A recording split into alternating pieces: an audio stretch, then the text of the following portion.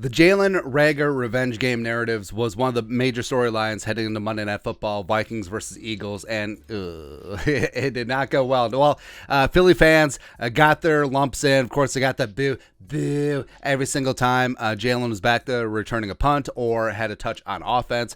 But all that aside, all of that nonsense is out the window now. So now the Vikings and Reagor can focus on what he's going to be in this offense. Well, we obviously already know he's going to be a punt returner. I think that he's going to be very solid. Of course, find you someone who loves you as much as Matt Daniels loves Jalen Reagor's thick, strong legs, big glutes, really nice calves. And again, I salivated over the guy. Woo! That's right, man. Hyped up. But how are the Vikings going to use Jalen on offense? And he played 0 offensive snaps week 1. Week 2 started to open things up a little bit. He had 1 carry on a jet sweep for 17 yards, as well as he had 1 catch for 7 yards on 2 targets. He got credit for a drop, but it wasn't really a drop. It's more of an off-target throw on the 1 incomplete pass. And funny thing, though, RG3, who's got jokes. Like, RG3 is low-key hilarious, man. Somebody said Darius Slay had more catches than Jalen Reagor, and I lost it. It's like, yeah, Slay had 2. Jalen had 1. It is what it is. If you can't laugh at yourself, you're going to cry for how tragic this is, man. But his use on offense against Philly, so the Vikings played 61 total offensive snaps, and Jalen was in for 10 of them, so 1/6 of the offensive repertoire.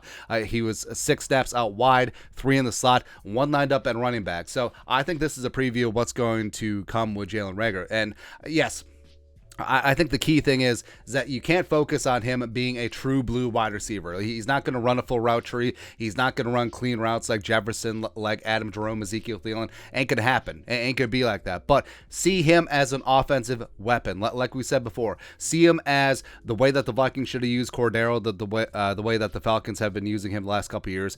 Percy Harvin from back in the day. You look at Denard Robinson with the Jaguars when he first got there. You look at Deebo Samuel recently with the Niners. I think that's how the Vikings could and should use Jalen, and I think that's how Kevin O'Connell and the offense are going to use him. Because, hey, if you want technical, prim and proper wide receivers, we got them. You got Jefferson, you got Thielen, you got KJ. So using Jalen as a guy who comes in, runs a handful of 9 routes per game, is dangerous on the jet sweep. You line him up in the backfield. You can catch the ball out of the backfield. You can actually just give him the freaking football, use him like a running back. Just go at it like that. That's the way that he needs to be used. And Philly fans booing Jalen because it's ridiculous, because Jalen didn't ask to be drafted ahead of Justin Jefferson, a generational talent. Jalen didn't ask to be used improperly, by the Eagles coaching staff, because they tried to make him a wide receiver 1 when he's not that. Like, he is an ancillary piece. He is a niche player on offense, but he can certainly be dynamic, mainly because of the glutes and the calves.